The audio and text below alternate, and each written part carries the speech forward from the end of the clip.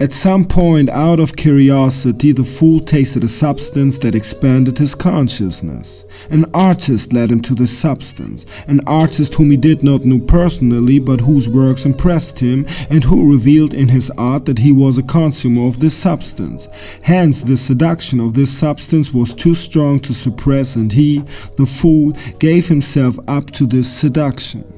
The expanded perception was on the one hand interesting and attractive, on the other hand it was formidable, but peer pressure pushed the fool to do it over and over again before he could even become aware of the seduction and fearfulness of the substance. At some point, the fool realized that his perception had changed even without the influence of this substance. He watched himself how he consciously looked in someone's eyes. He focused more on eye contact than on what the person was trying to tell him, which irritated that person too. This interplay of irritation and peculiarity led the fool to developing a repulsive personality and being judged as a strange person by those around him.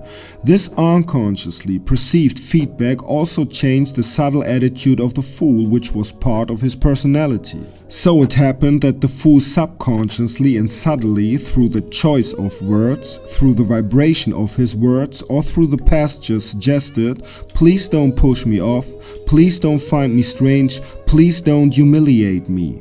So a submissive attitude manifested itself in him, and that in a world in which the self-worth addicts are just waiting to be able to rise above someone. The behavioral problems caused an immense loss of self-worth, which in turn caused enormous pain in the fool's ego. These painful experiences led the fool to isolate himself to avoid further painful humiliations.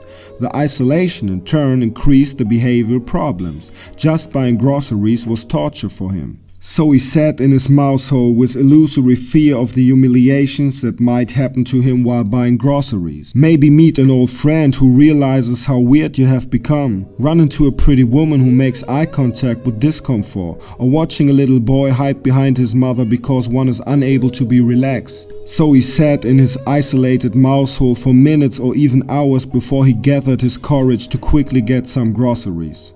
At this point, it is important to understand. The illusory fear and isolation intensifies and nourishes the behavioral problem. The increased behavioral problem increases the feeling of shame, and the even greater shame intensifies the desire for isolation, which in turn increases the behavioral problem, etc. So a downward spiral of shame, isolation and behavioral problems, whereby one intensifies the other to the point of absolute social phobia. On this stony path into the dark valley, the fool kept asking himself how his life would have been if he had never tasted this substance. Watch out, people. We call him fool not because he tasted the substance, but because he believes that he could have made a different decision. And everyone who believes that is a fool. Everyone who believes that his life could have been different is a fool. This life will break him, upon which light reaches his shell. There was never a choice, neither of you ever had a choice. Psychology will never get the fool away from the thought that he wants to become the way he used to be. It will never be able to make him what he used to be again. The mystical occult evaluates this situation completely different from psychology. This substance put the fool in a state of transformation. Psychology says that he was healthy before and is now sick, which leads to the fool wanting to be the way he was before. The occult says that he was already sick before he suffered, albeit unconsciously and painlessly. Now the pain has awakened him. The first phase of the state of transformation is defined by being more analytical, questioning and less optimistic during the state of transformation, which initially leads to suboptimal results, but which will change once you have mastered your new consciousness. But that is only a fraction of the changes in the state of transformation. Only the fool does not know how to deal with these abilities, especially not when psychology tells him all the time how sick he is, so he longs to get well again, in other words, to become like before. It's like walking into a dark tunnel and then scared of the dark. The psychology stands at the entrance and calls you to come back, while the mysticism tells you that you have to go through the tunnel. Or the caterpillar stuck in a cocoon. Psychology wants you to get out of the cocoon, but then you are half caterpillar, half butterfly, a freak. The life of the fool would be completely different if he were told that he now has new skills that will give him an advantage if he is now humbly ready to learn from a master who knows the fools better than they do themselves know yourself. This work is occult through and through, the occult being the highest form of rational thought. Everything you humans have heard negative about the occult is renegade substance from fools who optimistically bring their nonsense into the world, or from beings who want to prevent any form of development of the mind. However, these beings are not rated as malicious by the wise man, because everything has a reason, and there is a reason why the occult should be put in a demonized light, because in this time period not every person should get wings, because there are still many heavy stones to be carried. That is why the greatest of all science cannot be commercialized, and in a world full of fools it is easy to make the most beautiful flower look ugly to everyone. Academic psychology is deliberately limited because if you want to keep a people limited, keep their teachers limited. Psychology seeks to get the fool to rebuild his or her self-worth, but anyone who gives value to the foundation of his existence is a fool. This work aims to transform the mind to reject the ego-based self-worth determination and thereby replace self-worth feeling with self-awareness. This work is occult through and through and will transform the fool who absolutely wants to be like before into a spirit that merges with the universe, which looks back on the pain and suffering and feels nothing but love for this pain, the pain that made him burn, so that the phoenix from the ashes brings light over the world.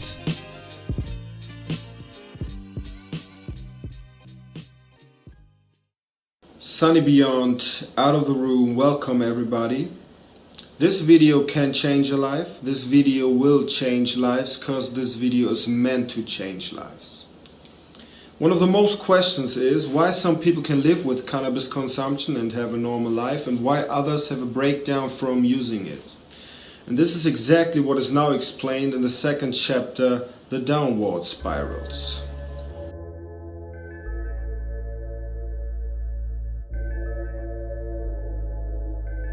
So why some get mental health problems from cannabis and others don't?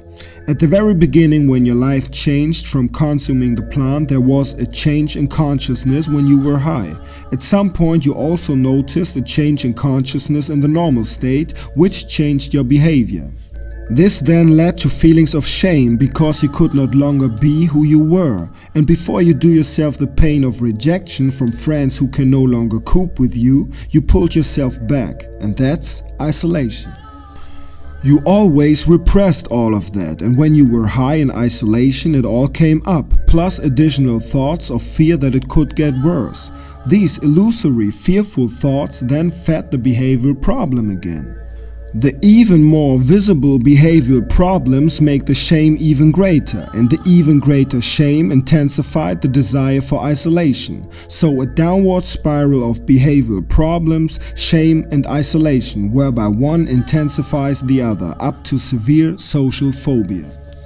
At this point you can see an archetypal difference related to the question why some get along with weed and others don't. Because if you are not ashamed of your initial behavioral abnormality, you do not even get into the spiral, but only have the initially slight behavioral abnormality, which can then be mastered well. So if you are generally a person who is quickly ashamed, a slight behavioral problem will quickly throw you off track and initiate the downward spiral of social phobia. But more on that in a moment. This is joined by a second downward spiral. In life there is joy through events, sport events, parties, going out with friends, going for a drink, the normal things in life. The anticipation of these dopamine-producing events gives us strength and confidence.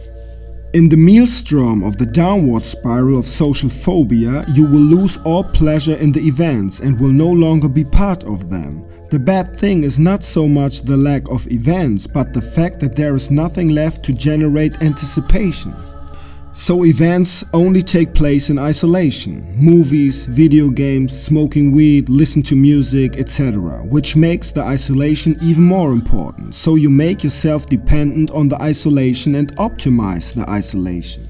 So you want to get the maximum out of the isolation. So you don't just play a computer game, you want to be high while playing it in order to experience it more intensely. If, however, during the high state repressed thoughts keep coming up and you can no longer even concentrate on the game, then this is not the desired or the hoped for state that should occur. There is tension and self-destructive thoughts that cause pain, but within the high there are also brief moments of more intense perception and also the moment when the effect wears off, which is relaxing. But this relaxation has more to do with the fact that you were very tense beforehand. It has not that much to do with the plant and the effect itself. Passionate stoners are relaxed all the time while smoking weed, and not just at the beginning and at the end of the high state. That means that with cannabis psychosis, actually only 10% of the time you are high achieves the desired effect, but most of the time you suffer. But since your own life no longer has any events, this 10% is enough to make you dependent for that high effect, because there is nothing else to look forward to. So in the spiral, more and more events in life break away until only one event remains: being stoned in isolation to consume media.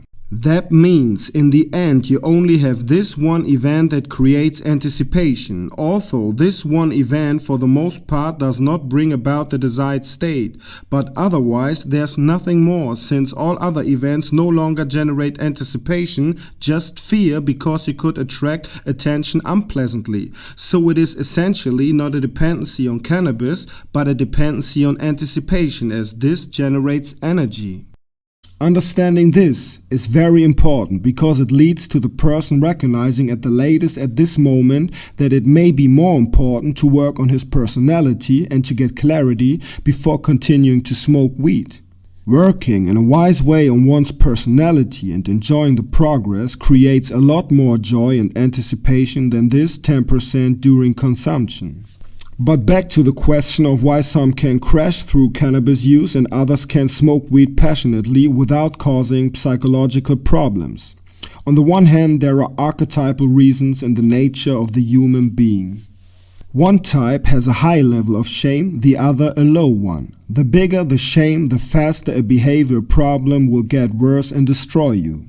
So the higher order forces you through the pain to deal with your shame through self-awareness, which in turn leads to the fact that you inevitably have to deal with your ego. So you see how complex everything is and that there is no right and wrong. Nobody wants to have this painful state, and yet they urge you to get to know your ego because this is the only true way out to the light. So that you suffer is neither good nor bad. It should just be that way and is part of your development. It's a flow. So the deep archetypal nature of a person is an important point in recognizing who will suffer from cannabis. Another important point is the external impulse or the external circumstances. For example, we can take two people with exactly the same being and also exactly the same level of shame, where one grows up in a well-educated, cultivated family and the other in an orphanage without close family ties. Then it can be that the person from the cultivated family is more ashamed of his behavioral abnormalities due to feelings of shame because of the destroyed family image, while the same person without a family is not ashamed of his condition due to his orphanage situation, and it remains with the initial behavioral abnormality, which he then gets a good grip on. So the height or fall of a person is also decisive for the effect on the psyche. So at the end, the archetypal nature and the external conditions are the decisive factors why cannabis psychosis occurs. So that was the spirals and the explanation of why some get mental health problems from cannabis and others don't. And we also hope that you can see where the difference between mysticism and psychology lies. For example, if we say that your shame is destroying you, then one may be able to understand it and work wisely on its development. But even if it destroys you, it leads to transformation. Psychology always wants to prevent the destruction, and thus psychology also prevents the transformation, because the destruction relates to the ego. Not everyone is allowed to understand this, but you have been allowed to understand this. Medicine works with psychology and neurology, but only when this research becomes a trinity with mysticism, consisting of psychology, neurology and mysticism, will humanity collectively reach a higher degree. But this is not supposed to be the case yet, but you should already have it. So we hope that you now got a feeling for that there is no right or wrong, and this brings us to the next question. In Germany, they ask me a lot of times what I have to do now, if it is a transformation, stop smoking weed or continue smoking weed. And even with that there is no right or wrong, there is no yes or no for that question. This video is an impulse to level up your degree, and with a higher degree your self-awareness gets even higher. And with this higher self-awareness you're able to see your fate. And the fate is always divine thing, you know. So you are part of a higher order. And now in chapter 3 we tell you a story about the fool. And watch that story, and after that we will analyze this and set the last points for the inner revolution.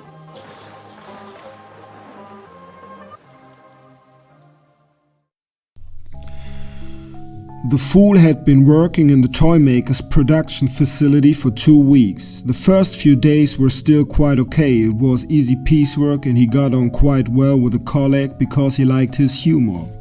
But this looseness did not last long. He had to get up very early every day. The illusory fear of the next working day made him hold on to after work, so that the nights were even shorter than they already were. So he no longer had enough energy to be able to carry the facade that was supposed to protect him, and some colleagues quickly realized that something was wrong with him, including the work colleague with whom he got along well at first. These behavioral problems manifested themselves, for example, through strange eye contact, but everything was still to a degree that you could work with him. It was still relatively funny and relaxed. He just had the reputation of the slightly disturbed stoner, which was not so dramatic since he was not the only stoner in his work environment. That's why the fool made no bones about the fact that he consumed weed, but tried to make it look cool. And so he found another stoner with whom he talked loudly during working hours about how much one would look forward to the end of the day and smoking weed.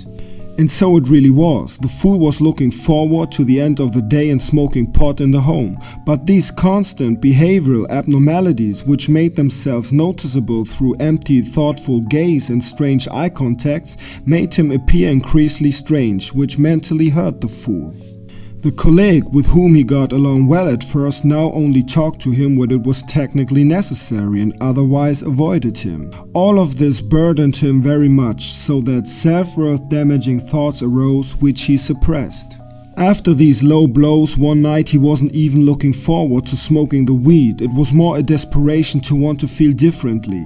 The substance let him become still, so that the repressed thoughts could now fully unfold. He realized what a sick psycho the other think him is and how repulsive his manner is. He even started crying and cursed that his life had become so shit.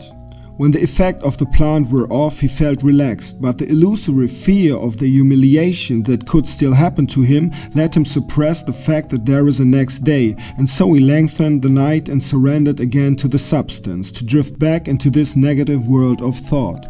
He was shocked to see that it was already 2 o'clock in the morning. In 2.5 hours he had to get ready for work. He knew that the substance increased his behavioral problems and that the lack of energy would dissolve any facade. All these paranoid trains of thought didn't let him calm down. The illusory fear manifested itself. The next day the fool stood in front of his cardboard boxes which he was supposed to fold, which he did. A strange repulsive energy emanated from him. He thought about every single movement of his body which was reflected in his mechanically acting motor skills. Even the other stoner with whom he was cool 2 or 3 days ago and who was not particularly clever looked at another colleague and raised his eyebrows in horror according to the motto, "What's up with him?" To end the story, which probably already hurts while reading, that was the last working day of the fool after 2 weeks and he was unemployed again for the time being. So that was the story, that's life. And now we're analyzing the story and the psyche of the fool while creating the transition that initiates the revolution in your mind. Chapter 4.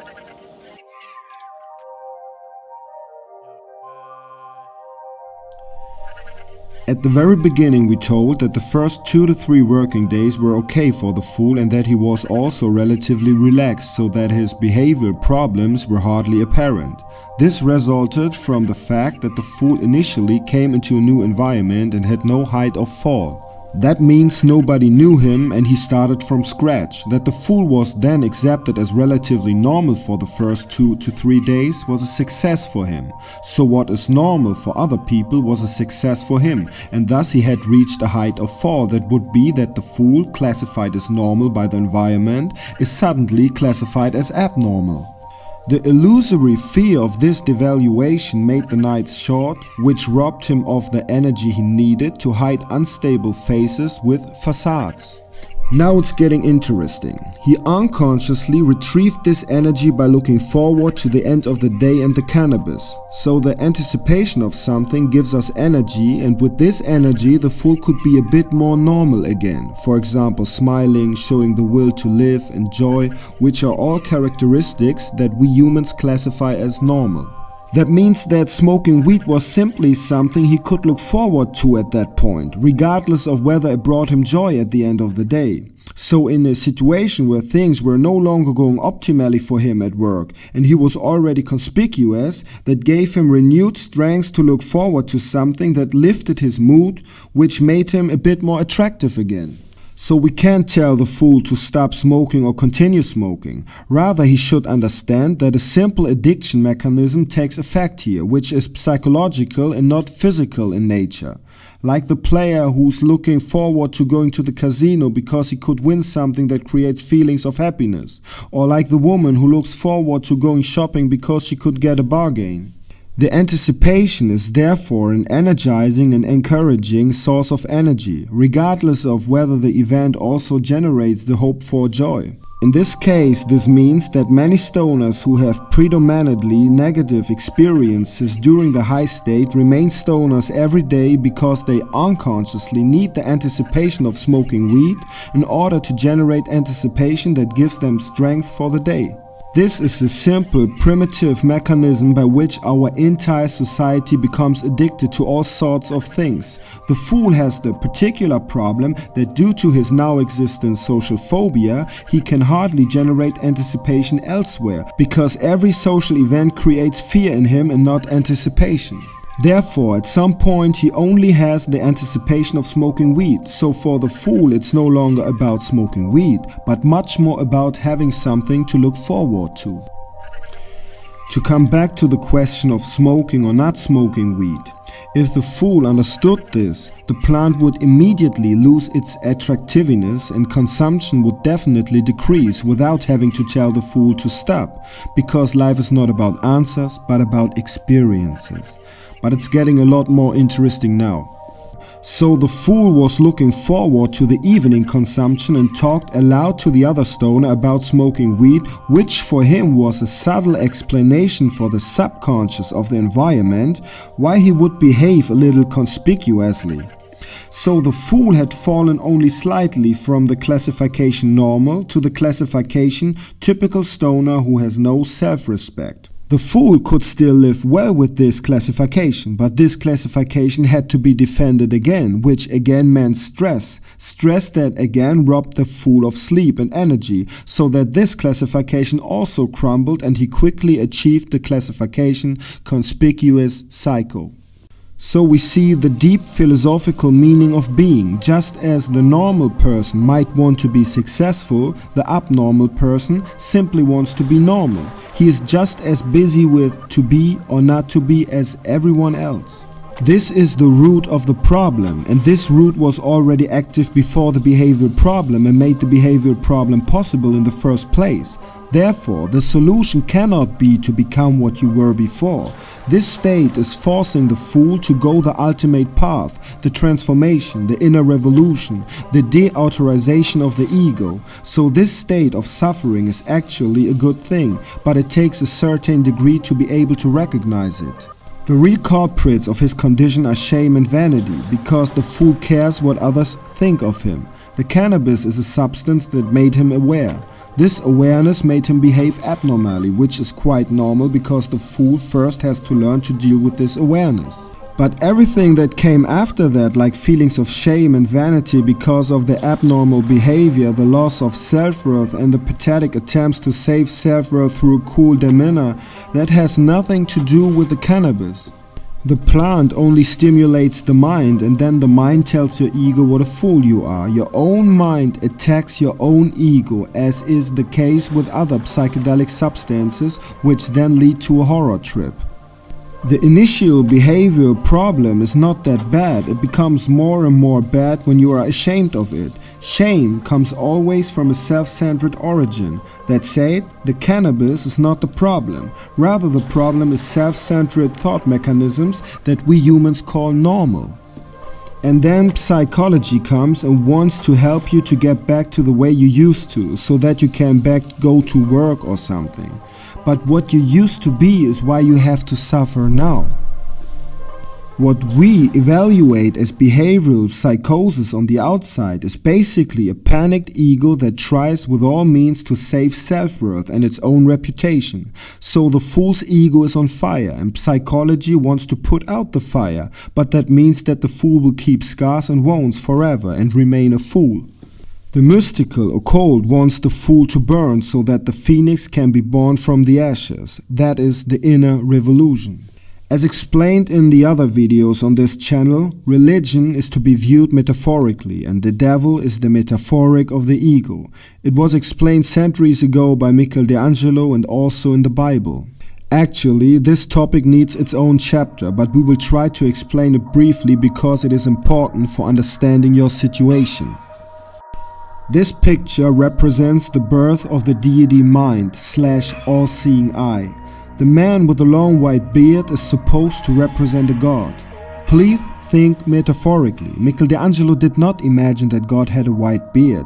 It was only about drawing a symbol that can be recognized as God, so he has adapted to our conditioning.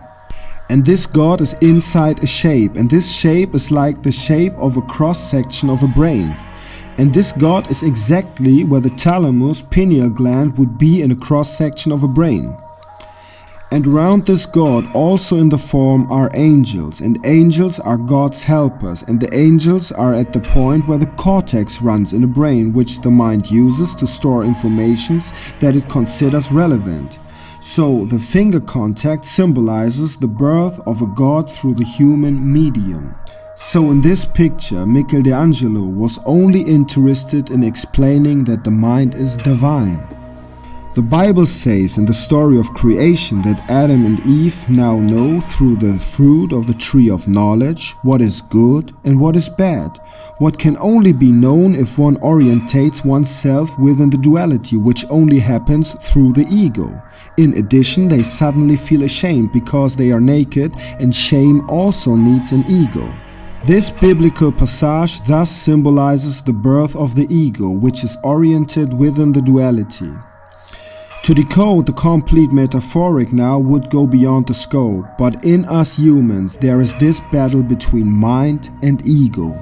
In the Schizophrenic and the Perpetual Motion Machine, we have already explained that the ego works like a kind of control center in order to be able to suppress anything that could damage self-worth. But when you sleep now, the control center of the ego is inactive, so that repressed situations can come into your awareness through dreams and then make you aware of your degree. So the mind uses this moment to attack the ego by frightening or humiliate the ego. So what we call nightmares are mind attacks on our ego, and since many people identify absolutely with their ego, they talk about having dreamed something unpleasant and feeling attacked by the dream. The same goes for psychedelic experiences with shamanic substances. As with sleep, the substances ensure a strong release of melatonin, which not only brings you to sleep physically, but also the control center of the ego. People with a low to medium degree who unconsciously suppress a lot or are not aware of a lot then experience a so-called horror trip in which the mind attacks the ego with madness. Higher degree people who are able to observe their own ego without identifying with the ego and have seen through the illusion of control do not have horror trips. But even in the waking state and without substances, one can observe the struggle between the mind and the ego, namely when we quarrel with ourselves. When we quarrel with ourselves, the ego wants to suppress something and the mind wants to process something, for example a mean deed or a boastful behavior. If the mind wins, you will analyze what has happened and the knowledge will bring you peace and what has happened dissolves. If the ego wins, there is no analysis of what has happened and what has happened is pushed into the subconscious. But it remains as a weight, and with all other repressed weights it creates melancholy, depression, dissatisfaction, self-hatred, etc. As long as it has not yet been decided whether the mind or the ego wins, we are at odds with ourselves, and this quarrel creates an uncomfortable feeling in us. And this uncomfortable feeling results from the battle between mind and ego. We hope that you will become aware of what kind of battle is taking place in you. This battle is epical and the crux of human history. It's about breaking away from the ego. People believe they are the ego. Only when the mind is able to observe one's own ego and no longer identify with this ego will one understand who and what we are. We humans are a trinity made up of mind, consciousness and matter, and in people with a low degree the ego joins it, which wants to have the control within the mind, whereby the synchronization and harmony of this trinity is destroyed, and this is the case with 93% of all people in the world.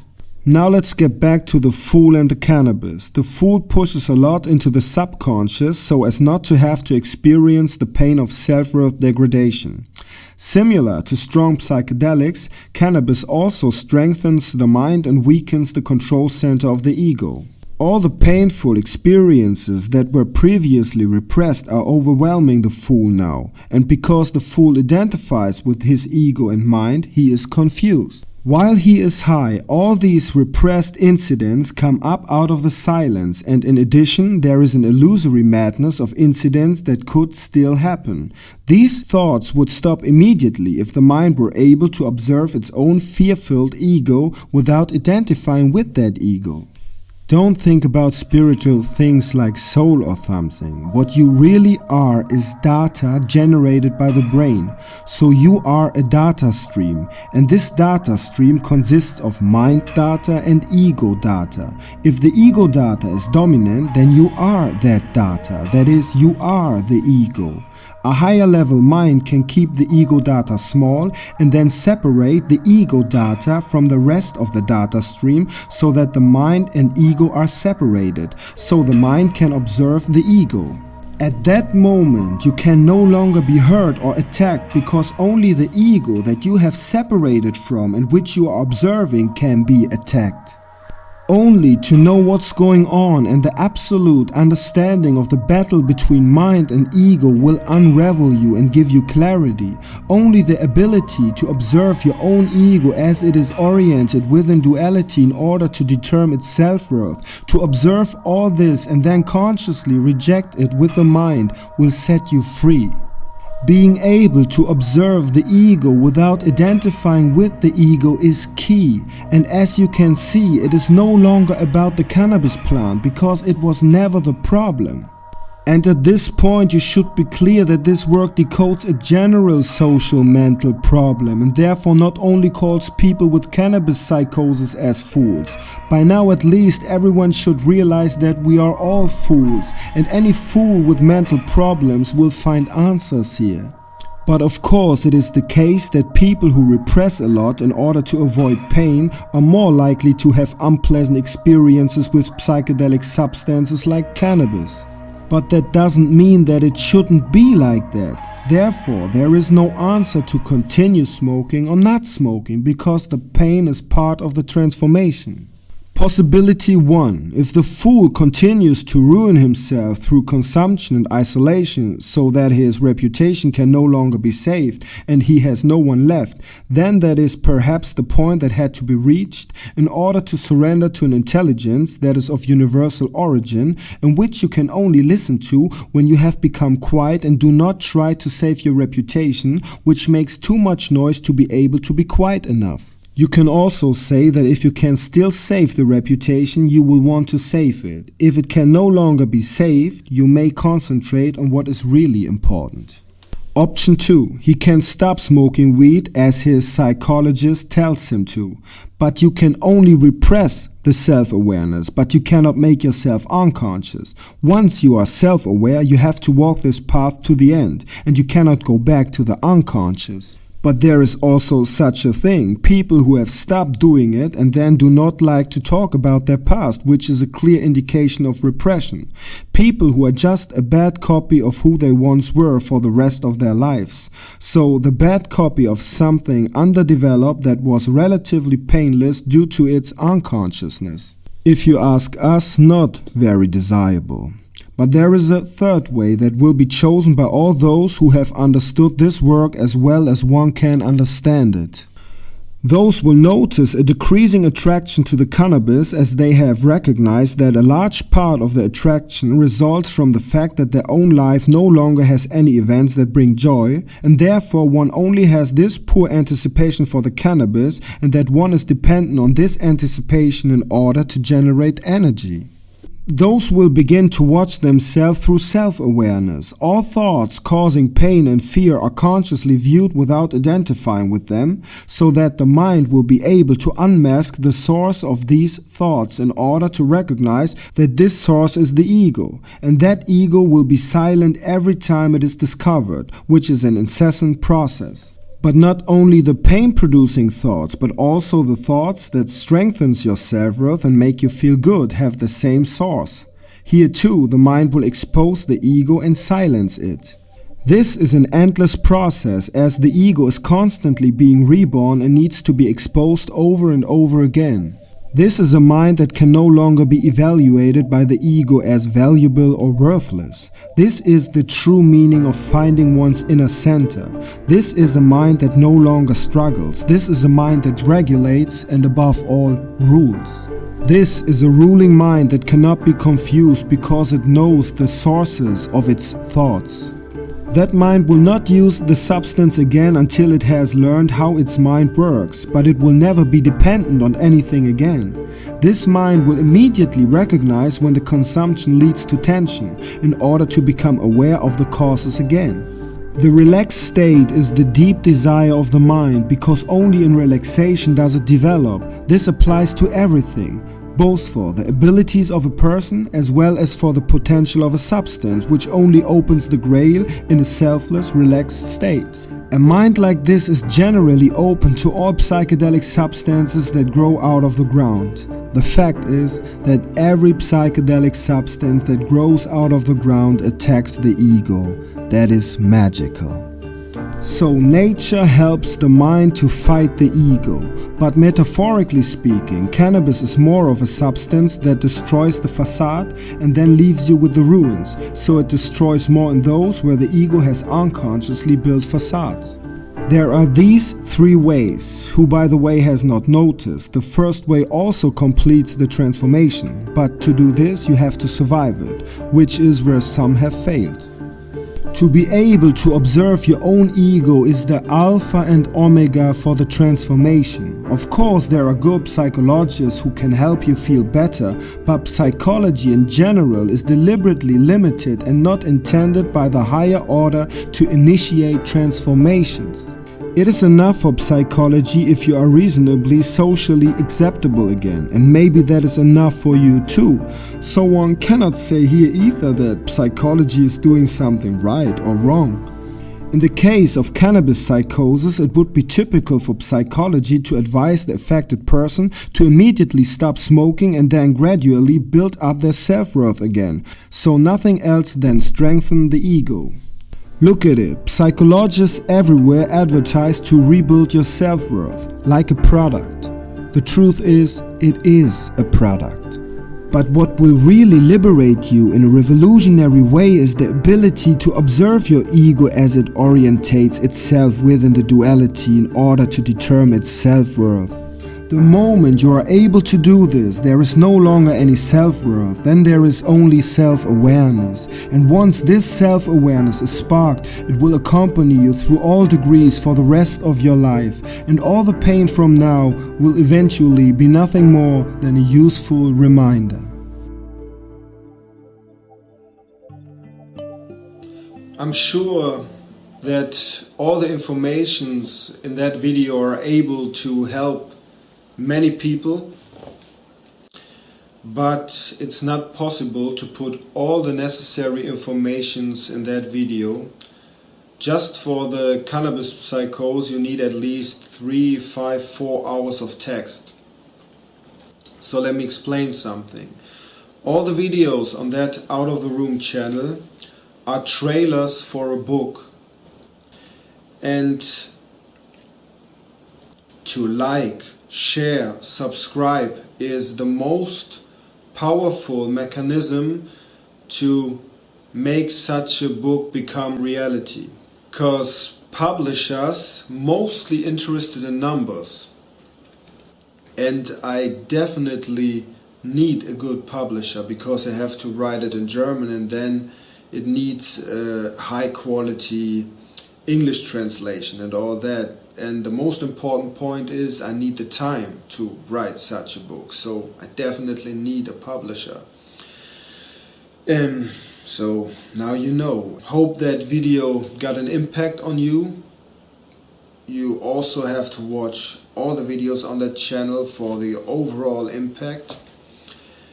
And yes, be sure everything is happening for a universe without separation. Zunny Beyond, Out of the Room. See you soon.